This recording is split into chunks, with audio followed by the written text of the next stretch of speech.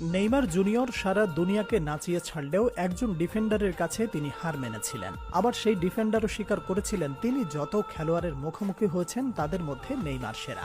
Neymar এ পর্যন্ত এই ডিফেন্ডারের বিপক্ষে করতে পারেননি কোনো সিঙ্গেল গোল ও অ্যাসিস্ট। শুধু নেইমার নয়, হালের ভিনিসিয়াস জুনিয়রও এই ডিফেন্ডারকে একদিন বলেছিলেন, তুমি এত ফাস্ট কিভাবে? কে সেই ডিফেন্ডার?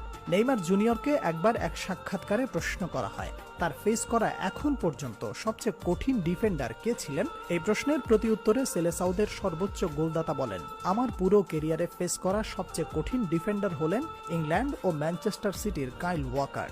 সে খুব শক্তিশালী, সে স্পিডের পাশাপাশি অসাধারণ ক্ষিপ্রতা সম্পন্ন।